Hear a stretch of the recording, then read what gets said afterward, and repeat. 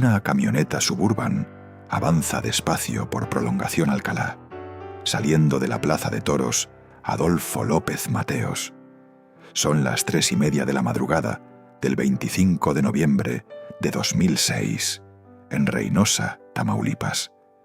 Dentro va un hombre de 27 años, todavía sudado por las 3 horas de concierto que acaba de dar, pensando probablemente en su cama, en su familia, en el vuelo que tomaría esa misma mañana hacia Sinaloa.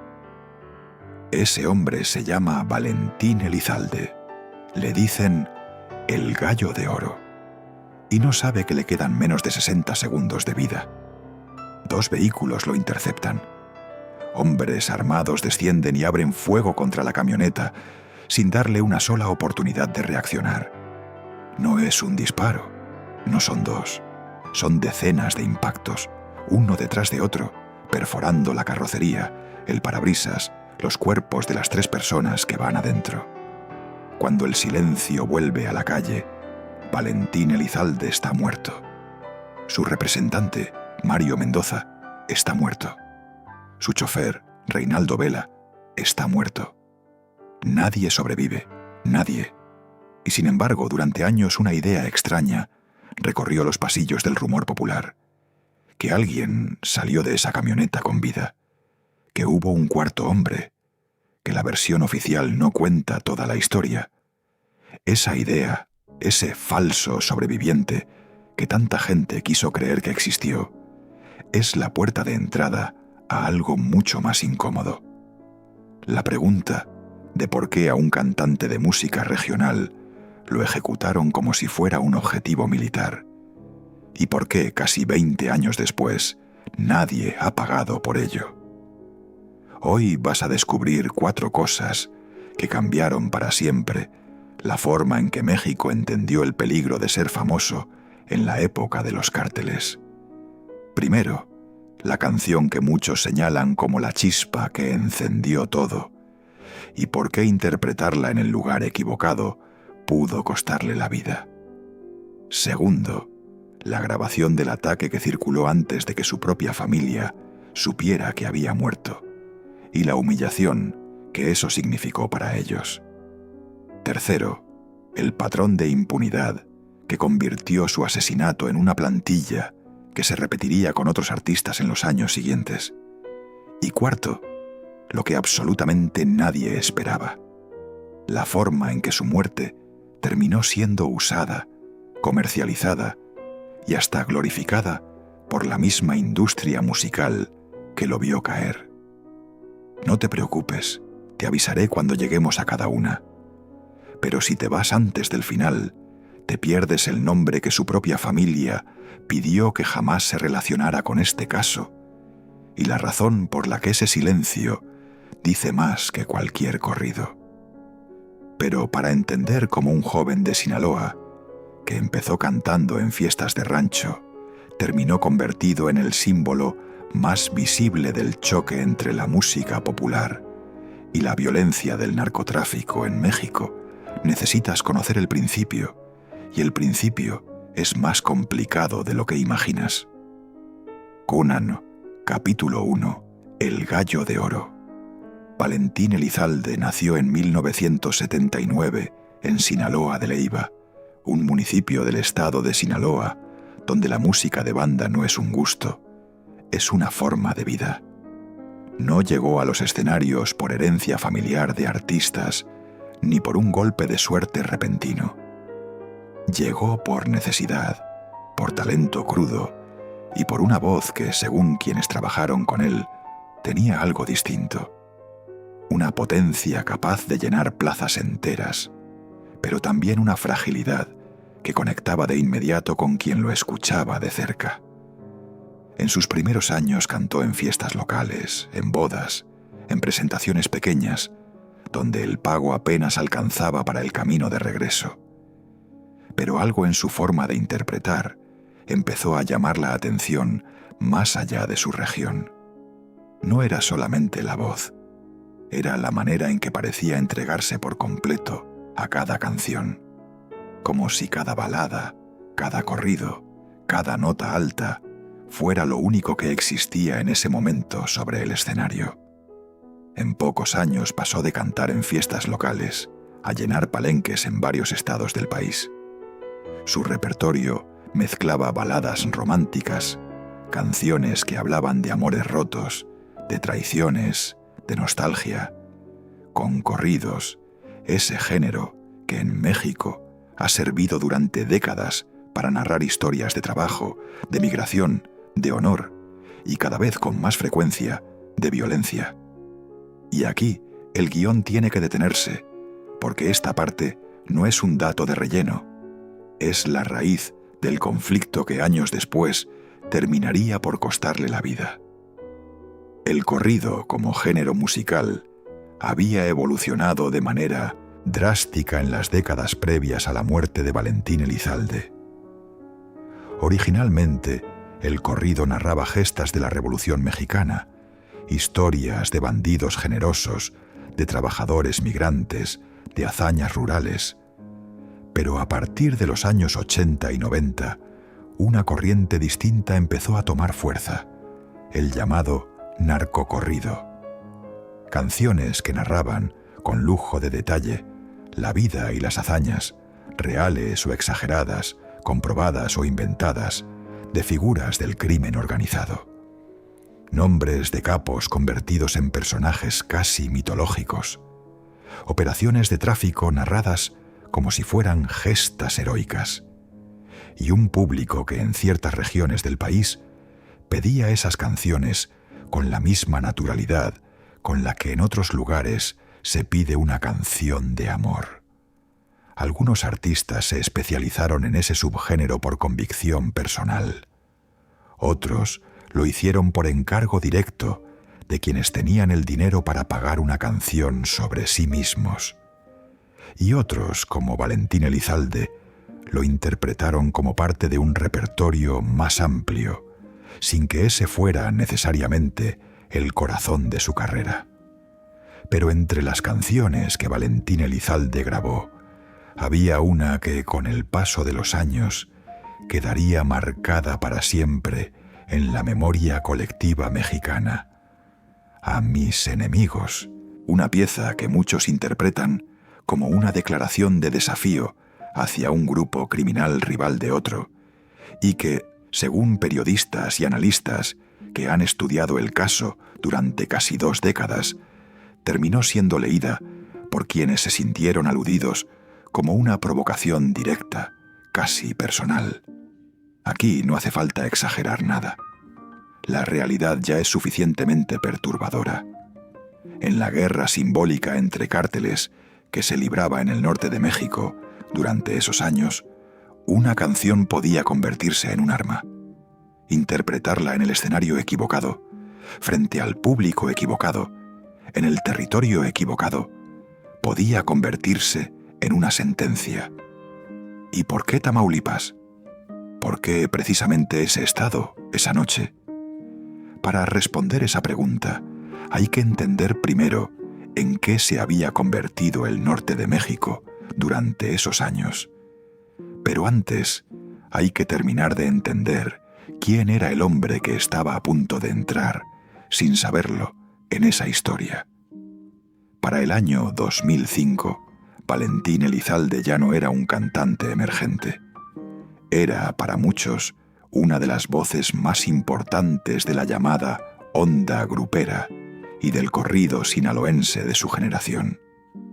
Sus discos se vendían por decenas de miles de copias en un mercado donde la piratería devoraba buena parte de las ganancias legítimas de cualquier artista, lo cual hacía que sus cifras oficiales de venta fueran en realidad apenas una fracción de su verdadero alcance.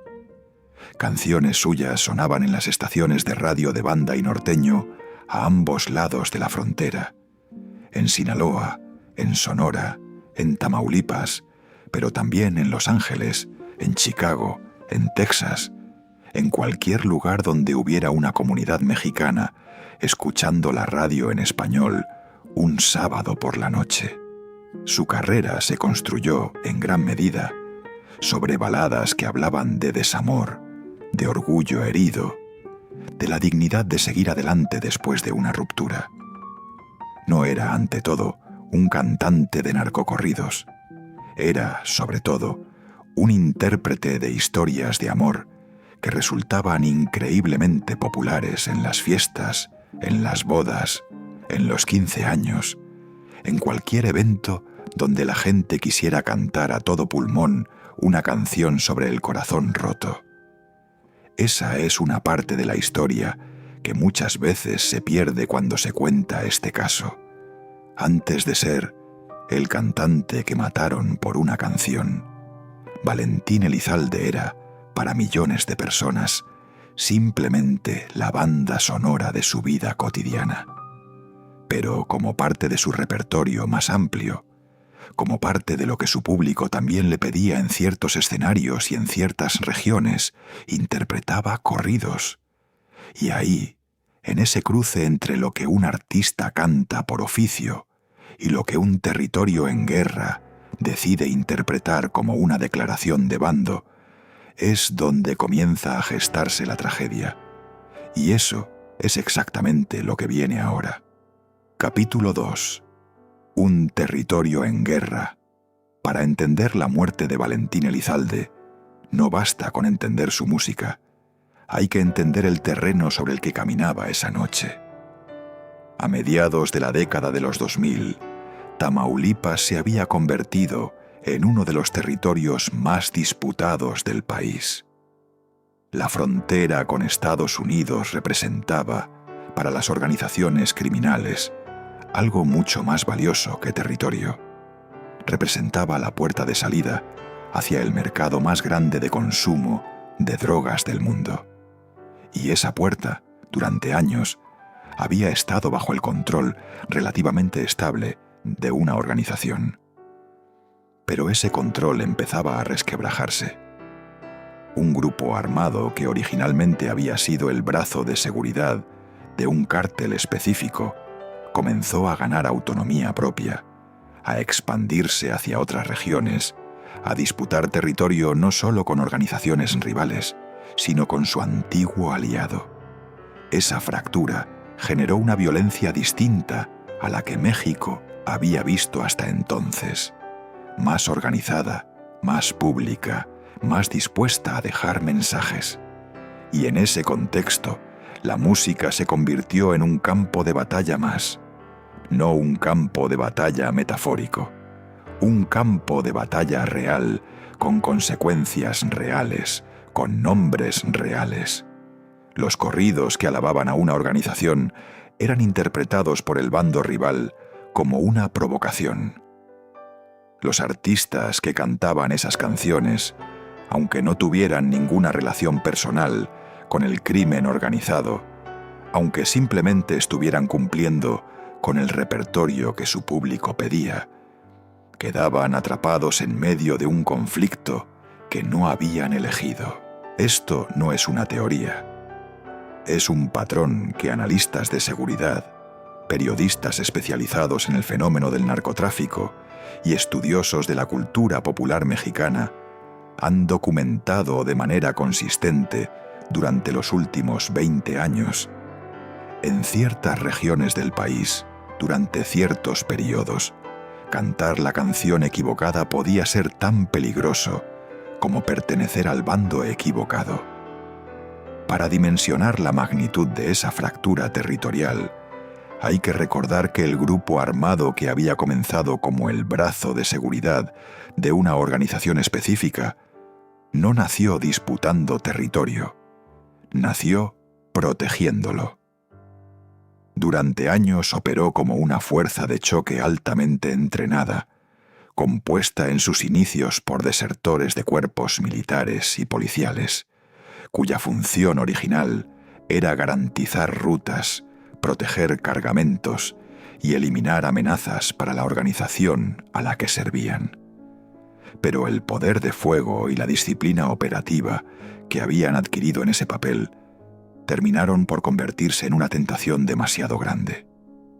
Con el tiempo, ese grupo dejó de ser un instrumento y se convirtió en un actor independiente, con ambiciones propias, dispuesto a disputarle el control de plazas enteras a la organización que originalmente le había dado origen. Esa ruptura no fue silenciosa.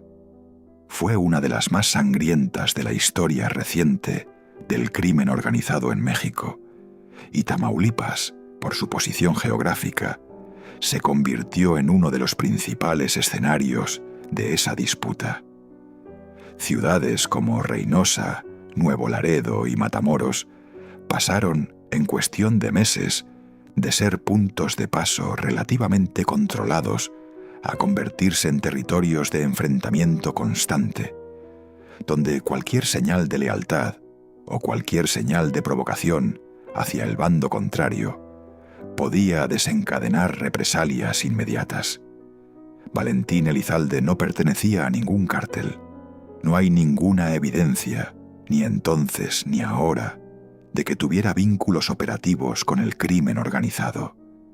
Era, ante todo, un cantante profesional que interpretaba lo que su público le pedía, en los escenarios donde le pagaban por presentarse. Pero esa noche, en Reynosa, cantó a mis enemigos, frente a un público, en un territorio que muchos analistas señalan como controlado en ese momento por la organización que se sintió directamente aludida por esa canción. ¿Fue coincidencia? ¿Fue el motivo directo? La respuesta honesta, la que un documental riguroso tiene que dar, es que nunca hubo una confesión judicial que estableciera con certeza absoluta el móvil exacto de este crimen. Pero el patrón, el contexto, la cercanía entre el concierto y la ejecución, y las señales que dejaron los propios responsables en hechos similares posteriores, apuntan de manera consistente hacia esa dirección. Y con esa pregunta abierta en el aire, hay que volver al momento exacto en el que la teoría se convirtió en tragedia. Hay que volver a esa madrugada. Guanajuato. Capítulo 3. La noche de Reynosa. El 25 de noviembre de 2006, Valentín Elizalde se presentó en la feria de Reynosa en el marco de los festejos patronales de la ciudad. Cantó durante horas frente a miles de personas. El público coreó sus canciones, entre ellas, según múltiples testimonios recogidos por medios de comunicación en los días posteriores, a mis enemigos. Todo parecía una noche de trabajo más, una de tantas en la carrera de un artista que en ese momento estaba viviendo el punto más alto de su popularidad. Terminado el concierto, Valentín Elizalde abordó una camioneta Suburban junto con su representante, Mario Mendoza, y su chofer, Reinaldo Vela. Se dirigían hacia el lugar donde se hospedaban, en las primeras horas de la madrugada del día siguiente. Y alguien los estaba esperando. Al salir del recinto ferial, la camioneta fue interceptada por hombres armados que abrieron fuego de manera directa y sostenida contra el vehículo. Los reportes periodísticos de la época, así como las investigaciones que se abrieron en los días posteriores, coinciden en un dato que por sí solo describe la magnitud del ataque. La cantidad de impactos de bala que recibió la camioneta fue tan alta que las autoridades tardaron en poder determinar con precisión el número exacto. No fue un asalto, no fue un intento de robo que salió mal, fue una emboscada planeada, ejecutada con un nivel de coordinación y potencia de fuego que descarta cualquier lectura de hecho aislado o casual. Las 3 personas dentro del vehículo murieron en el lugar. No hubo sobrevivientes. No hubo un cuarto hombre que lograra escapar para contar la historia. Esa versión, la del sobreviviente fantasma, nunca fue confirmada por ninguna autoridad, por ningún reporte forense, por ninguna investigación oficial.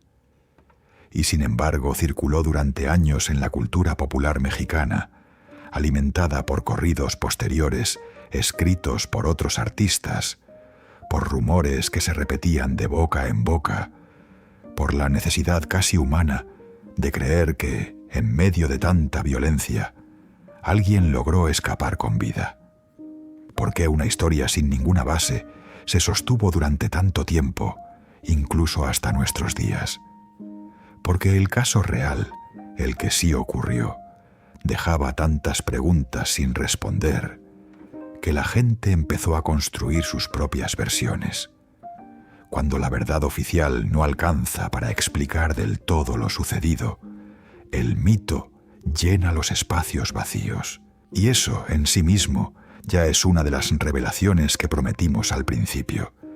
Pero lo que vino inmediatamente después del ataque fue, para muchos, incluso más perturbador que el ataque mismo.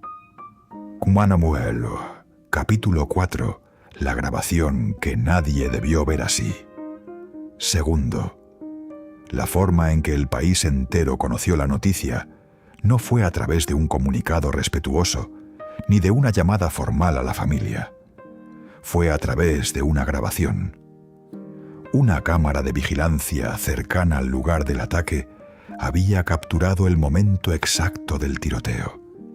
Ese material comenzó a circular casi de inmediato, primero entre medios de comunicación locales, después en cadenas de televisión de alcance nacional e internacional, y finalmente en Internet, donde se volvió prácticamente imposible de contener. El video mostraba, con una crudeza brutal, los segundos del ataque, los disparos, los vehículos, el instante exacto en el que 3 vidas terminaron. Ese material se difundió antes de que muchos familiares de las víctimas fueran notificados de manera formal y directa por las autoridades. Medios de comunicación de México y Estados Unidos lo transmitieron una y otra vez, lo analizaron cuadro por cuadro, lo convirtieron en el centro de sus noticieros, transformando la muerte de 3 personas en contenido de consumo masivo, casi en tiempo real. Para la familia de Valentín Elizalde, ese momento representó una herida distinta a la del asesinato mismo. La humillación de descubrir que la muerte de su hijo, de su hermano, se había convertido en espectáculo televisivo antes de que pudieran siquiera comenzar a procesar el duelo.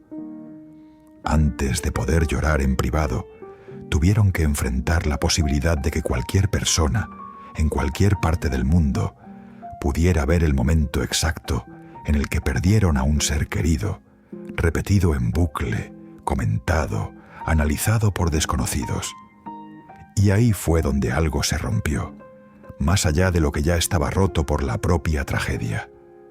Porque a partir de ese momento, la historia de Valentín Elizalde dejó de pertenecerle únicamente a su familia y empezó a pertenecerle también al morbo colectivo de un país que ya se estaba acostumbrando, poco a poco, a consumir la violencia del narcotráfico como si fuera entretenimiento.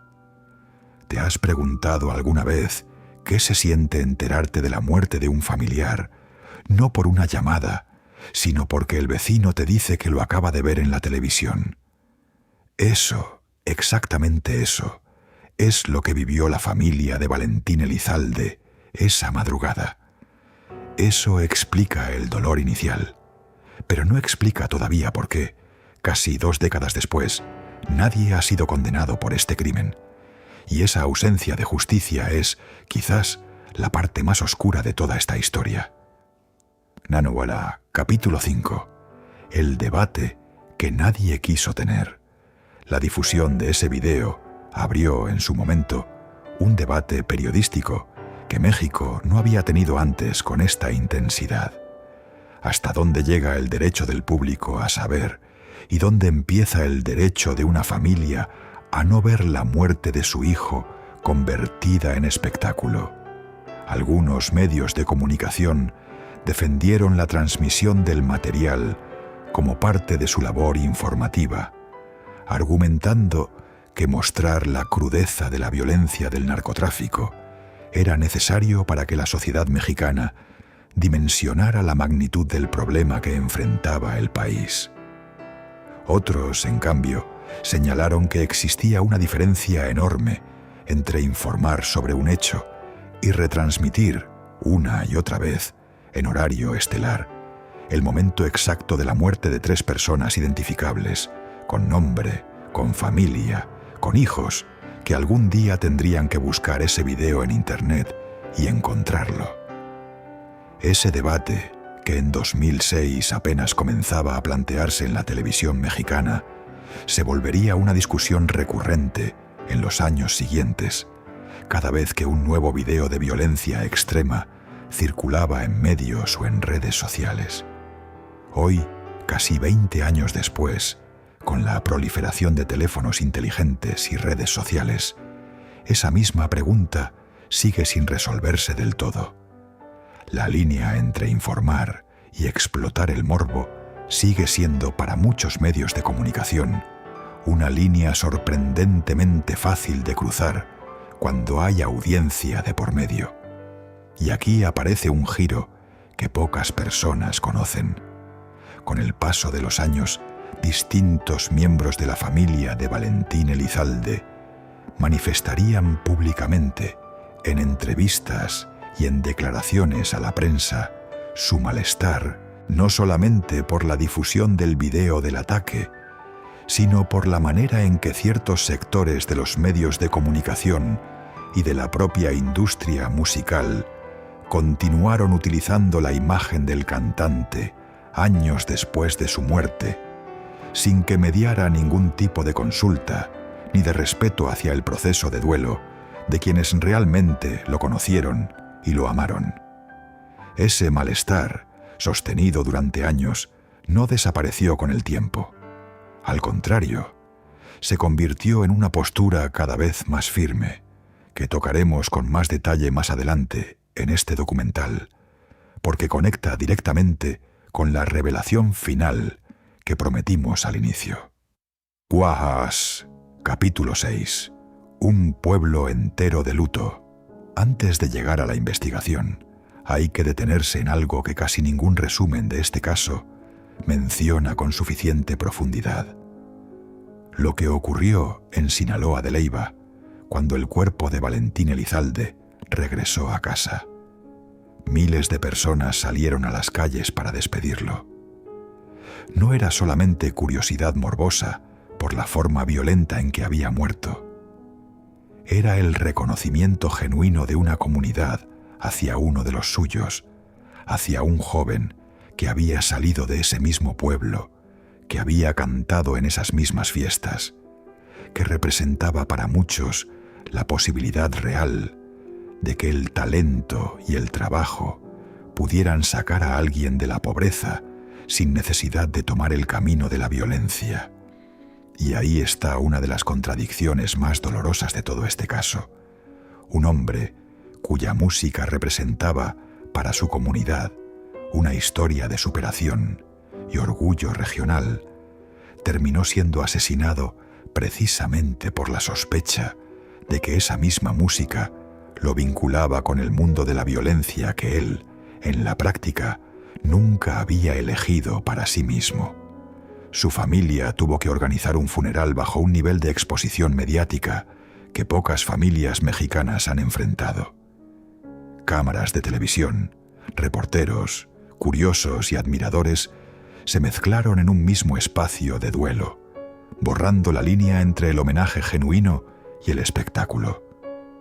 Para una madre, para un padre, para hermanos que apenas estaban asimilando la pérdida más dolorosa de sus vidas, ese funeral se convirtió también en un evento público que no controlaban, un evento que la industria y los medios de comunicación habían decidido, sin preguntar, que también les pertenecía a ellos.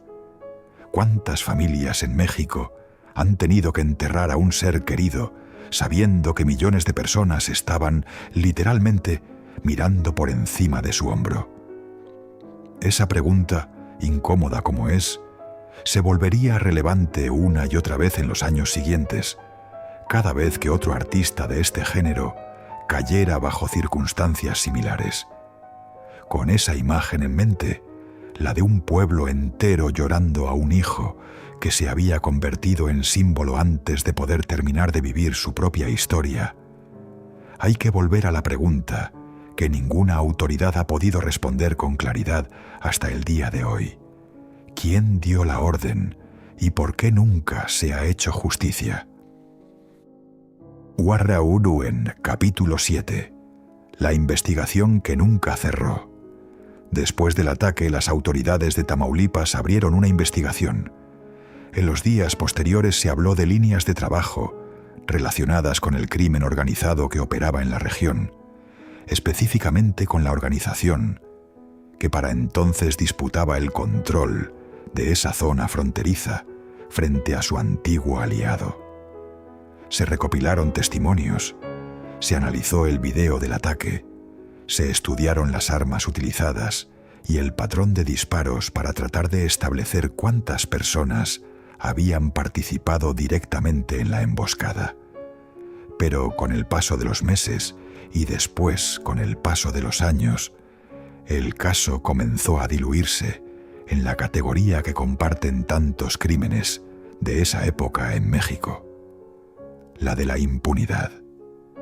Ninguna persona ha sido condenada judicialmente, de manera pública y confirmada, como responsable material o intelectual del asesinato de Valentín Elizalde, de Mario Mendoza y de Reinaldo Vela. ¿Cómo es posible que un crimen tan visible, tan documentado en video, tan seguido por medios de comunicación nacionales e internacionales, terminara sin una condena firme casi 20 años después? La respuesta tiene menos que ver con la falta de pruebas y más con el contexto en el que ocurrió. Una región del país donde durante esos años las instituciones de procuración de justicia enfrentaban niveles de corrupción, intimidación directa y capacidad operativa limitada frente al poder de fuego y de infiltración que tenían las organizaciones criminales que se disputaban ese territorio. En otras palabras, no fue que no se supiera quién pudo estar detrás.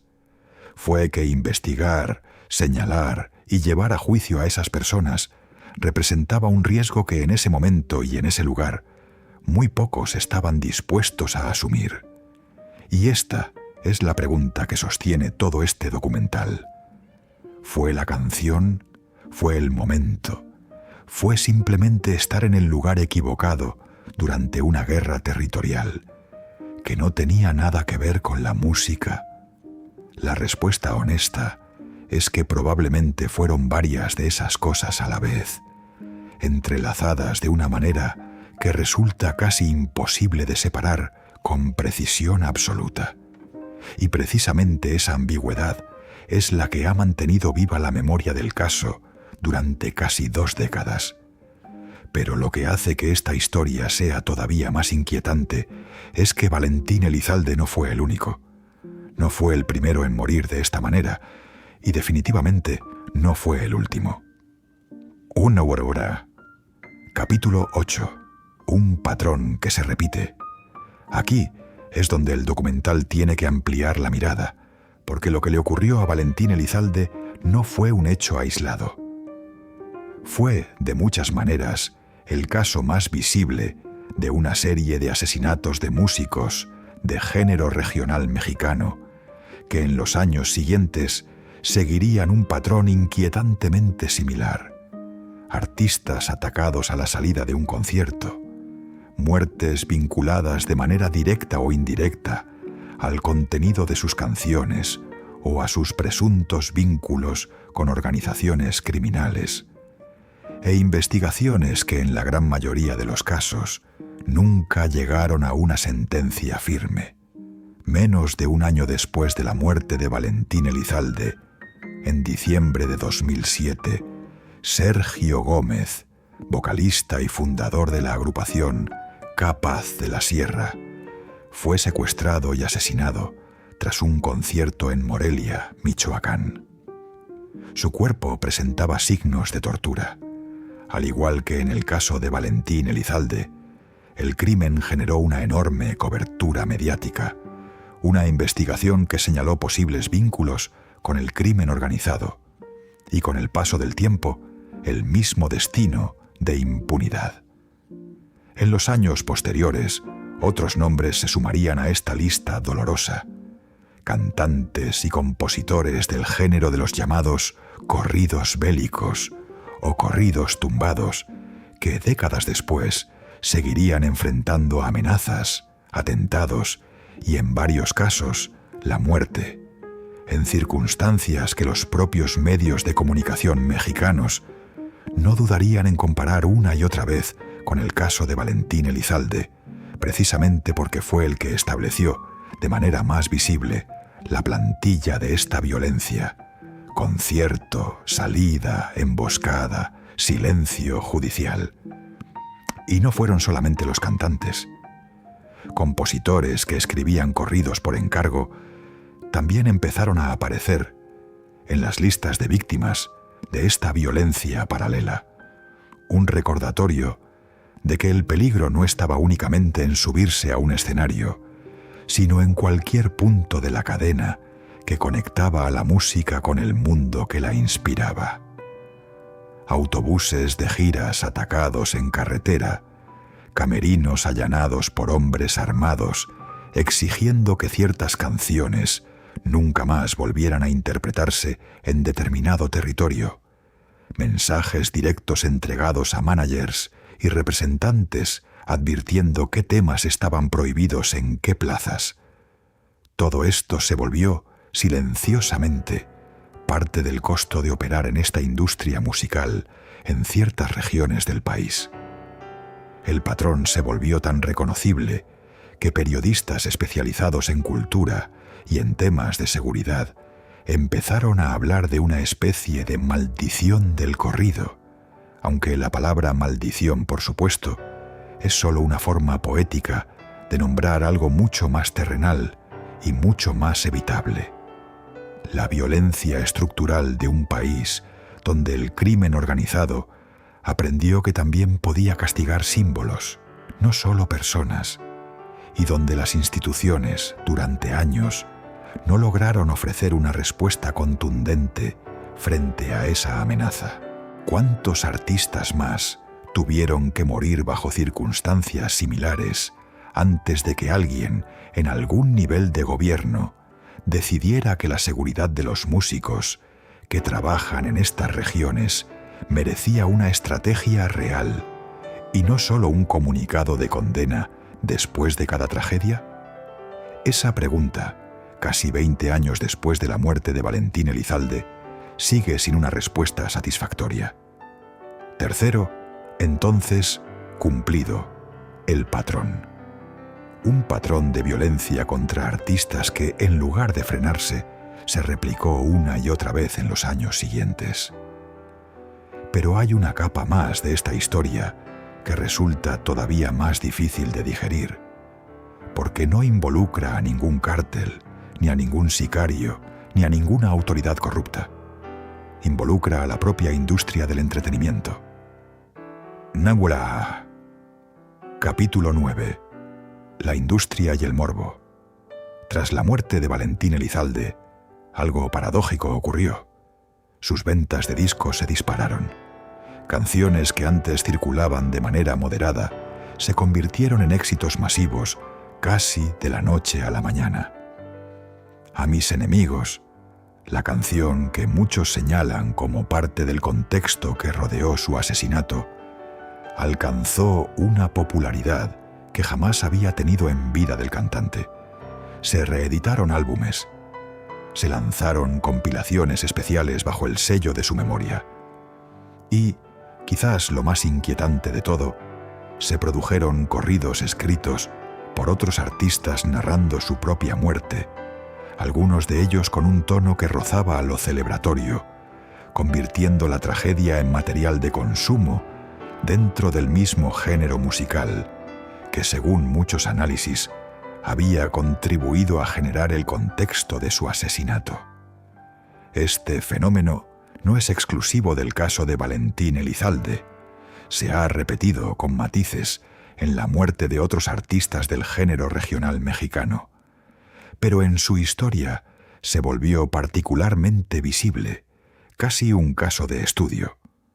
La muerte violenta de un artista, en lugar de generar una reflexión profunda sobre la seguridad de los músicos en México, terminó siendo absorbida por la misma maquinaria comercial que necesitaba nuevas historias, nuevos titulares, nuevo contenido para vender.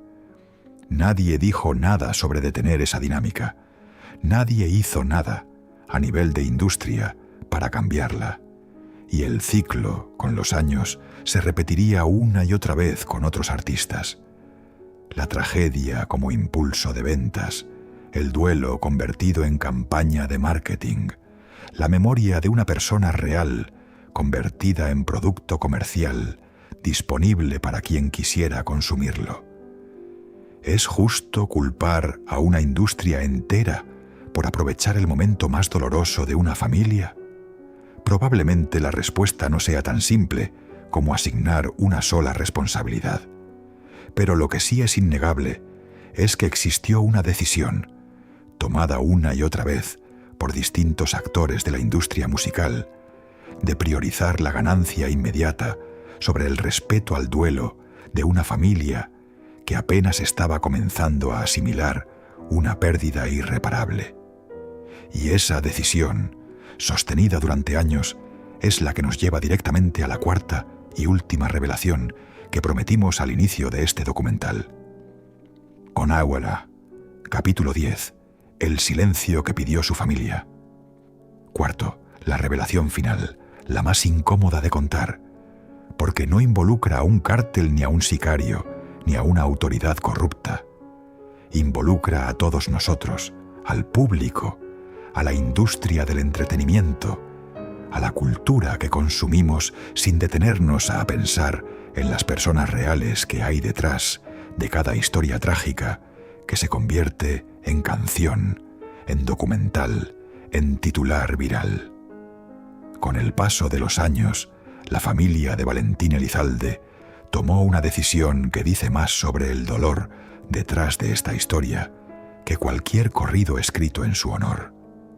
Pidió, de manera reiterada y pública, que se dejara de usar el nombre y la imagen del cantante en producciones que romantizaban o explotaban su asesinato con fines puramente comerciales. Una familia pidiendo, casi 20 años después, que dejen de lucrar con la muerte de su hijo, de su hermano, de su padre. Ese es el verdadero final incómodo de esta historia.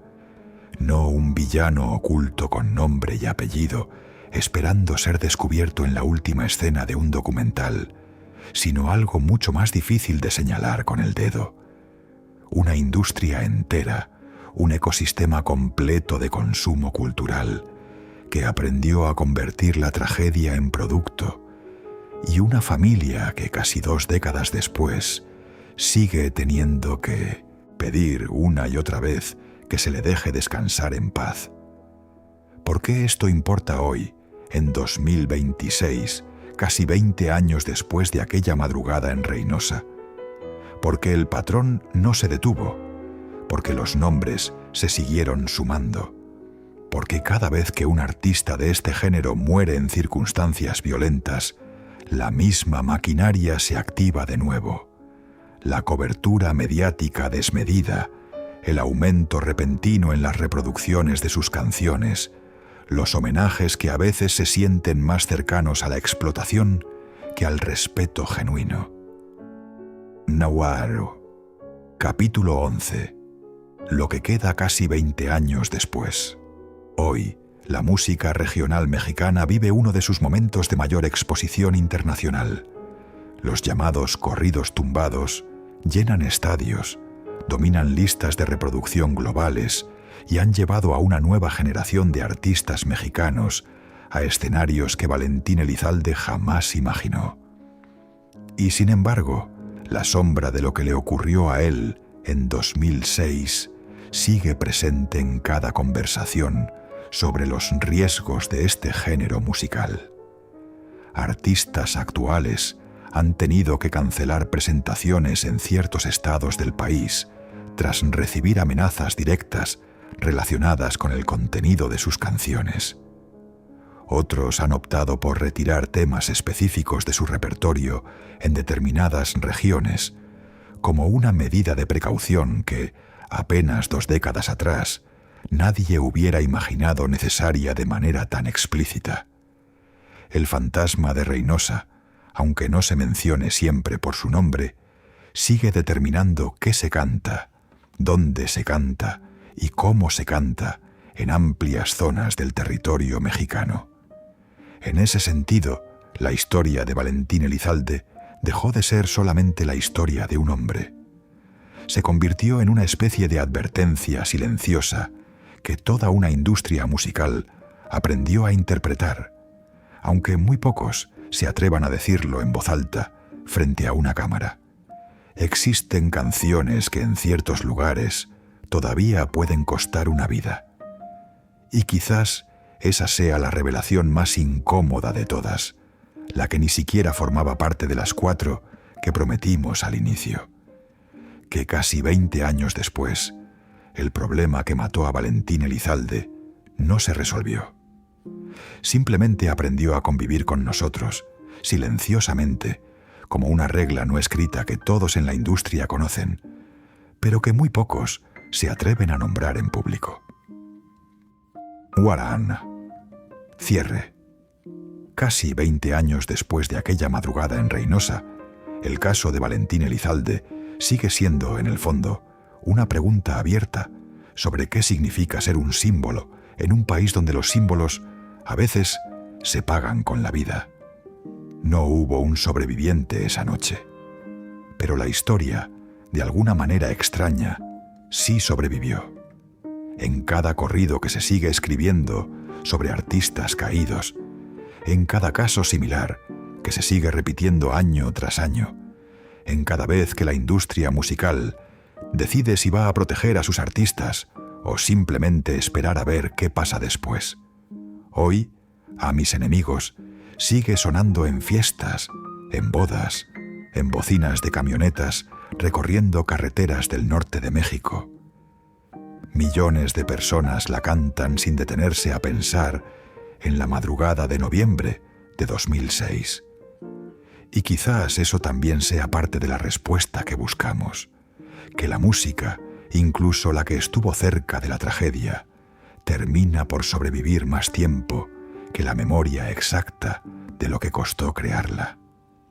La familia de Valentín Elizalde sigue viva, sigue recordando y sigue pidiendo, sin que nadie del otro lado parezca escuchar del todo, que la historia de su hijo se cuente con respeto y no como un producto más dentro del catálogo interminable de tragedias mexicanas convertidas en contenido. Y esa es quizás la pregunta que deberíamos estar haciéndonos hoy, casi 2 décadas después de aquella noche. ¿Cuántos nombres más vamos a necesitar añadir a esta lista antes de que alguien, en algún lugar con poder real para hacerlo, decida que ya es suficiente? Esa pregunta no tiene todavía una respuesta, y mientras no la tenga, esta historia seguirá abierta.